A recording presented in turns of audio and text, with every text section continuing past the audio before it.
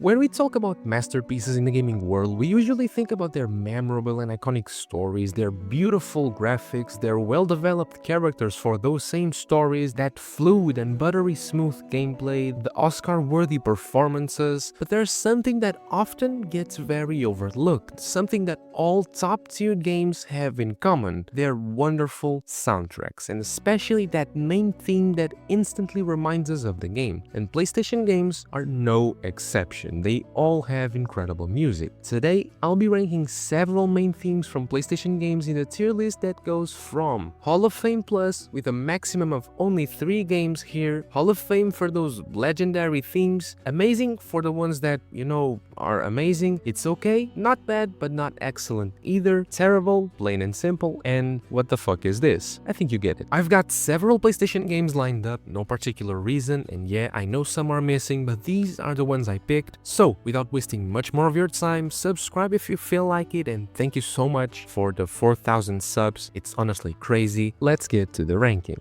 And we're starting off with none other than Days Gone.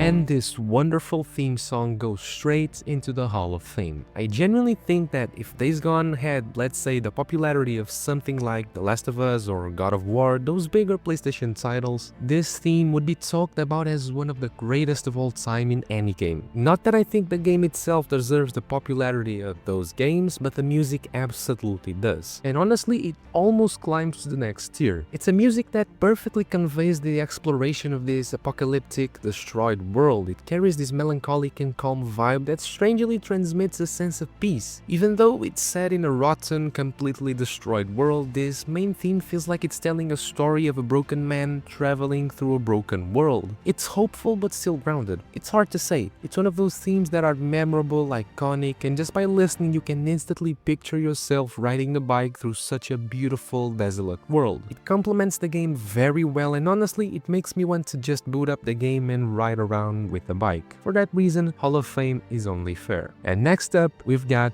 Ghost of Tsushima.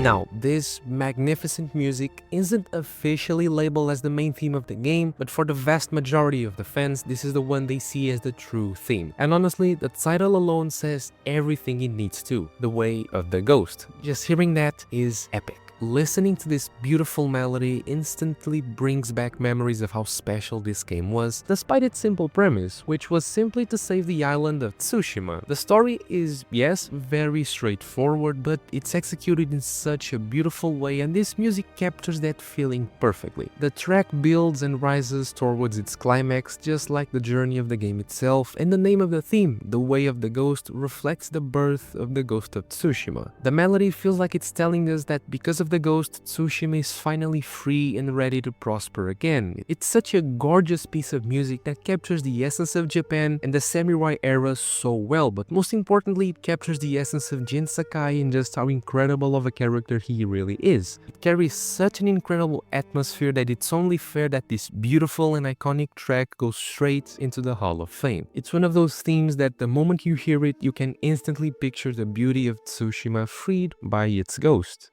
Now, one of the greatest choice-based games of all time, Detroit Become Human.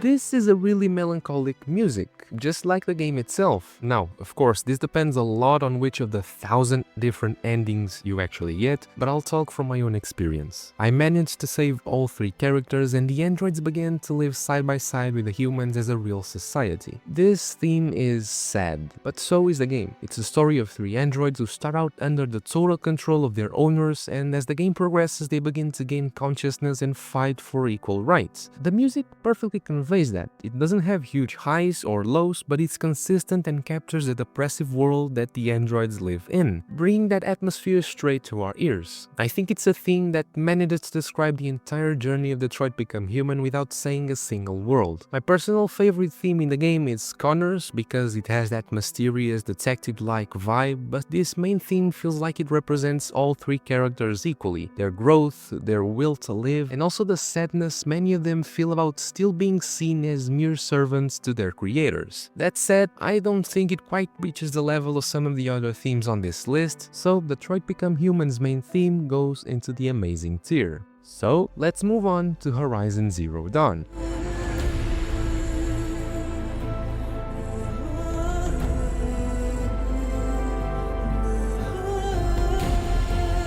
This theme gives off a hopeful vibe, something that feels more adventurous, which fits the game really well. The world of Horizon is a post-apocalyptic one overtaken by machines and by nature reclaiming the ruins of humanity. Even though it's a good theme, I don't think it reaches the level of the others on this list, or most PlayStation themes to be honest. And in a way, that reflects the game itself. I like Horizon Zero Dawn, it's a beautiful game, but it's also very Ubisoft-like. A huge map, filled with lifeless activities and a world that can feel very repetitive. That being said, this track does carry a very touchy feeling. It's also Aloy's theme, which makes it even more meaningful. I think it matches her journey and the rest of the game. It's not sad, not overly epic, not incredibly iconic, but it is a beautiful theme that complements the experience well. With all that in mind, as I mentioned, I don't think it's on the same level as the rest here, so the main theme of Horizon Zero Dawn goes into the amazing tier. Okay, now we've reached Astrobot.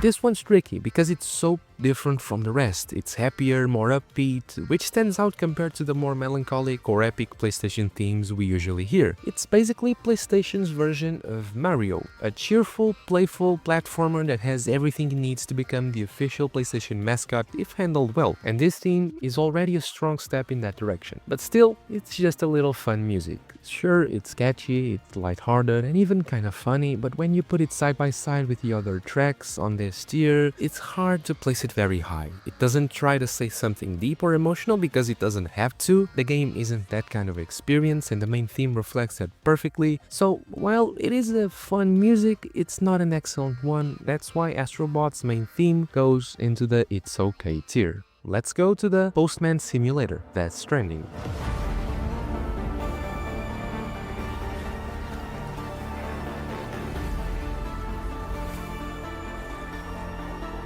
Death Stranding is well known for being a very different game, unique, unusual, and what some might even call a watershed moment in gaming. It's one of those titles people either completely love or completely hate, with little in between. Often mocked, as I've said previously, Postman Simulator, but the truth is it's obviously much more than that. The game delivers a phenomenal story in a world that feels empty, but that emptiness is part of the experience. Those vast, lonely landscapes with nothing but silence and the weight of isolation and our thoughts are exactly what Death Stranding is about, and many times while walking through those desolate environments, songs kick in that perfectly complement the atmosphere. The soundtrack overall is genuinely very good, but the main theme itself, honestly, it doesn't stand out that much. It's far from being the best piece of music in this game. Maybe I picked the wrong track, but this is the one that pops up when you search for Death Stranding's main theme, and compared to the rest of the soundtrack and especially compared to the other themes on this list, it feels a bit too generic, not something that fully captures the game's excellence. So with all that said, Death Stranding's main theme goes into the It's Okay tier. Alright, now we've reached the franchises, or at least the ones that have more than one game on this list. And let's start with Marvel Spider-Man.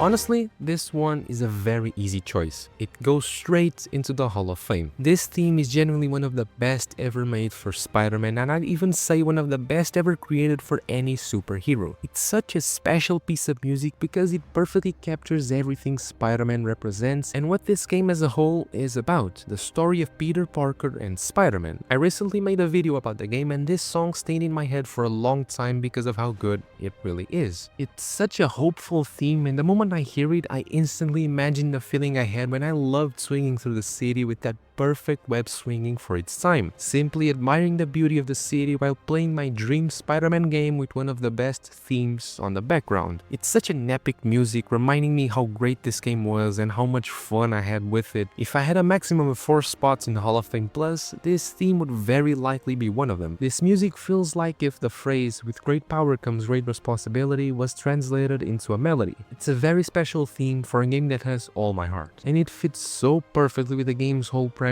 of be greater. That's why I think it's more than fair for this theme to be at the very top of Hall of Fame, well deserved for a game that is simply incredible. And now we move on to Marvel's Spider-Man Miles Morales.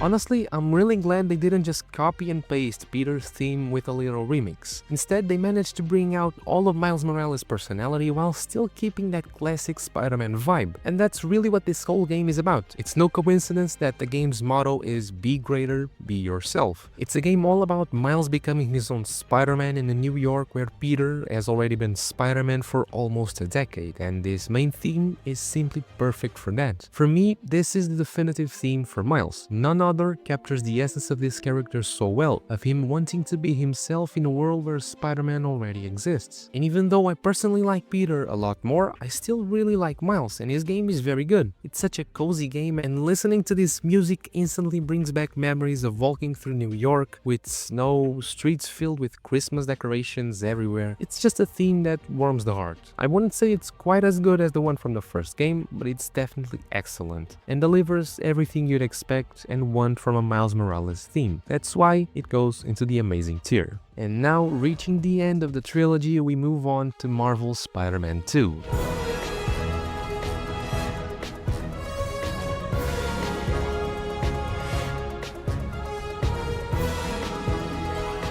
This main theme is basically the perfect combination of Peter's and Miles' themes. It blends their two very different styles and manages to create a theme that is genuinely really good. I think it's better than Miles, but not as good as Peter's in the first game, but still, it's undeniable how amazing it really is. One of the biggest challenges in the entire game is actually trying to leave the menu because this music is phenomenal. And the curious thing is that the name of the theme is Greater Together, which is also the motto of the game, Greater Together. To Spider-Man in a New York fighting for the greater good. This music is inspirational, gets you hyped, but at the same time it doesn't forget to be hopeful. It is literally the music of Peter and Miles together, and I honestly don't think I could imagine anything else that could capture the two of them so well. But even with all of that, I genuinely believe this theme doesn't quite reach the level of the first game's main theme, which to be fair is a very high bar to reach, so I'm going to place it in the It's Amazing tier. Next franchise, Uncharted 3.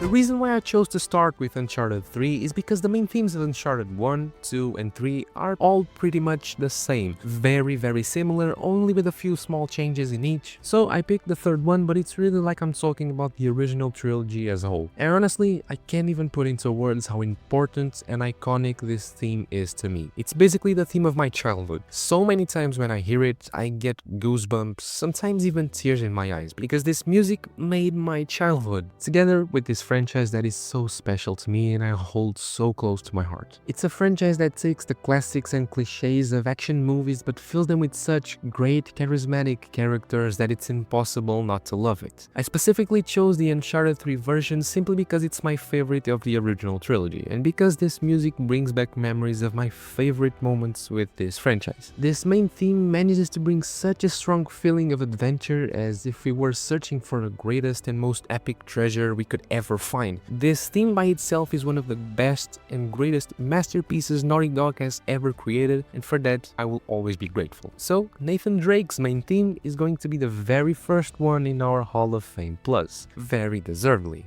Now, just to wrap up this franchise, Uncharted 4.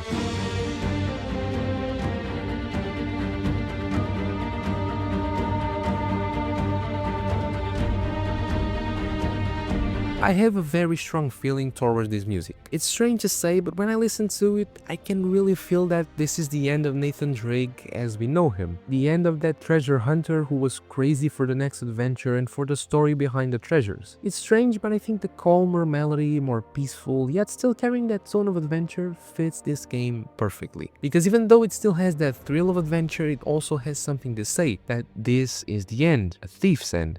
This is the most different game in the entire franchise, and there are good reasons for that. Two of them being the change of directors, from Amy Hennig to Neil Druckmann and Bruce Straley, the same directors from The Last of Us Part 1. And once you play Uncharted 4, you can clearly see the heavy influence from The Last of Us. Everything became much deeper, and they started to explore these characters in ways that had never even been done before. A much stronger, more emotional story, and just like this main theme, which is simply fantastic to close your eyes and enjoy while imagining the sheer beauty of this game. So, the main theme of Uncharted 4 goes straight into the Hall of Fame. It's perfect, but for me it doesn't quite reach the level of the music from the original trilogy. And so, we arrive at the biggest PlayStation franchise, and we're going straight to God of War 3.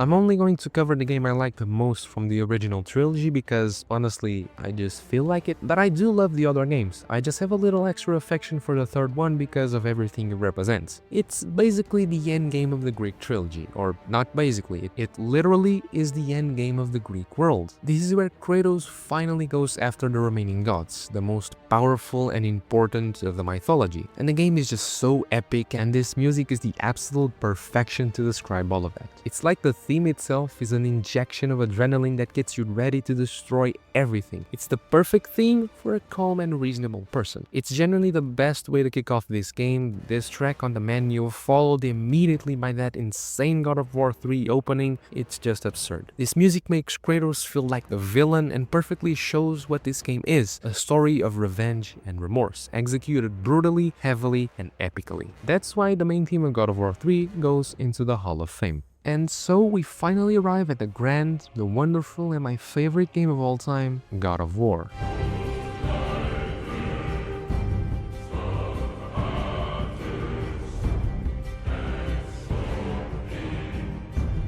I genuinely believe that this main theme might very well be the most iconic piece of music in PlayStation history. Up there, tied with maybe The Last of Us, but we'll get there soon. I honestly can't even put into words how important this theme and God of War itself truly is to me. It's such a defining game in my life that if it didn't exist, I probably wouldn't even have this channel. It's thanks to this game that I developed my fanatic love for story-driven games, that desire to dive deeper into this kind of experience, into these beautiful and emotional narratives.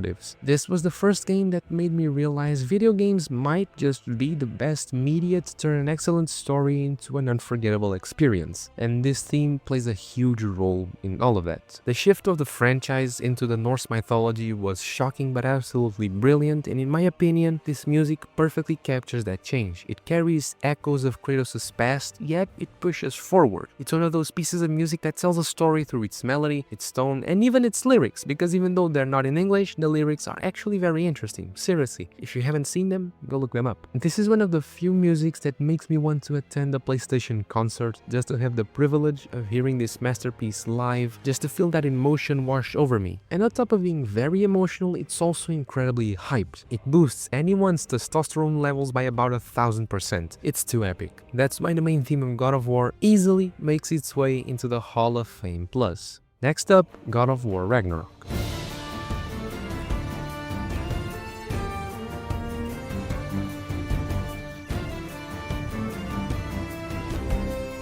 If you've noticed, I didn't go with the main theme of Ragnarok, that is Kratos' theme, but instead I chose Atreus' theme, and not because it's my absolute favorite theme of the game, but simply because the main theme of Ragnarok and the one from 2018 are almost identical, with just a few small differences. So I just wanted to highlight another track that I love just as much. and one that is also considered one of the best pieces of music in this game. And this theme is just as good. It doesn't carry that same heavy weight from Kratos' theme, instead it feels a little lighter, and it perfectly reflects what the story of the game really is. Atreus taking a different path than the one Kratos did, because that's who he is. It shows that he has grown since the last game. It's a more cheerful, adventurous theme, and honestly, every time it plays, all I can picture is Jotunheim with those warmer colors, and especially that scene where Atreus transforms into a wolf and starts racing against Angrboda. Chills. Literal chills. It's so majestic, this heroic vibe and elegant, yet still keeping that distinct Norse style that Santa Monica brought to life through the entire soundtrack, and so this wonderful piece of music goes straight into the Hall of Fame. Even if it was the main theme, it would still end up here. I just want to leave space for another track at the very top. And so, we get to the last franchise of the video, The Last of Us.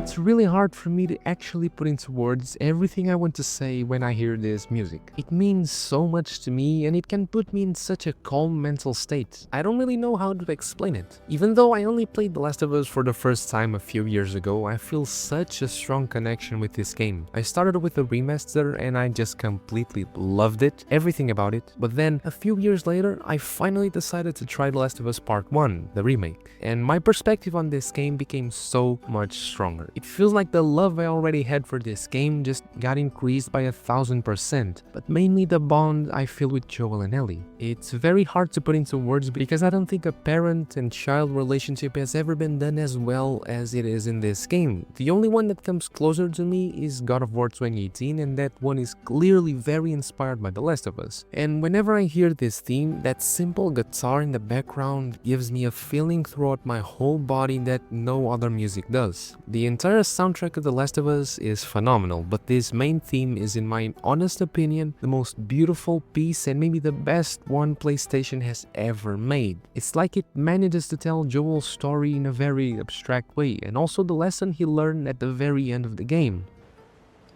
No matter what,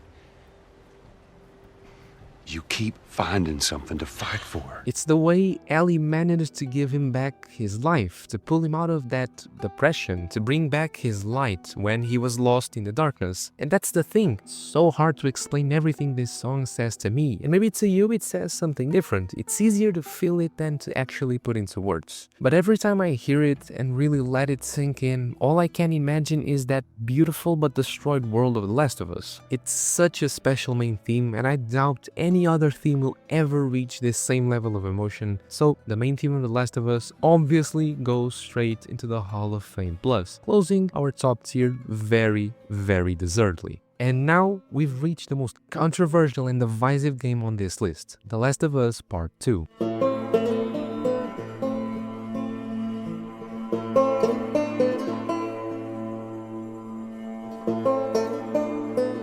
I love how this basically sounds like a broken, distorted version of the first game's theme, which is kind of what this sequel represents. An Ellie who is shattered by everything that happens in this story. Such a beautiful kind of way of showing how sad and depressing and deeply melancholic this game really is. While the first game's music, even though lonely and apocalyptic, still carried that touch of hope and beauty, this one completely flips that. It captures perfectly how Ellie has changed, how she's been consumed by anger, grief, and trauma. Everything is darker. And here's something that always gets to me. Spoilers ahead. It feels like this theme is being played by Ellie at the very end of the game, except she can't really play it anymore because she lost her 2 fingers. It's almost like the main theme of the first game was being played by Joel, and this one is being played by Ellie, and that alone makes it incredibly special. I'll be honest, I'm not the biggest fan of this game, not because Joel dies, but because I think it has flaws that I just simply can't ignore. I really enjoyed Ellie's sections, though I don't think they're perfect, and as for Abby, well, it's the kind of game that feels like an experience I only want to go through once, or twice at the max. But that's exactly what makes this theme so effective. It captures the tone and the atmosphere of the game perfectly. Every time I listen to it, I just picture Seattle and the rain. I don't know if that makes sense. It's strange, but it holds so much emotion in its sound. So the main theme of The Last of Us Part 2, nah, I'm just kidding. Straight into the Hall of Fame. So that was my ranking for some of the many main themes from various PlayStation games. I don't know if you agree with me or if you don't like my list, but that's kind of the beauty of rankings like this. I know I didn't include every single game, and yes, I know some are missing. Most of the ones I talked about are from the PS4 generation and onwards, but that's simply my favorite generation. It's the one I play the most, and it's the one I feel strongest connection to. So let me know your list. Tell me what is your favorite main theme of all time, whether it's from PlayStation or from any other game. And remember, this was just my personal opinion. So drop your thoughts on the comments, leave a like, subscribe, you know the drill, and as always, thank you so much for watching.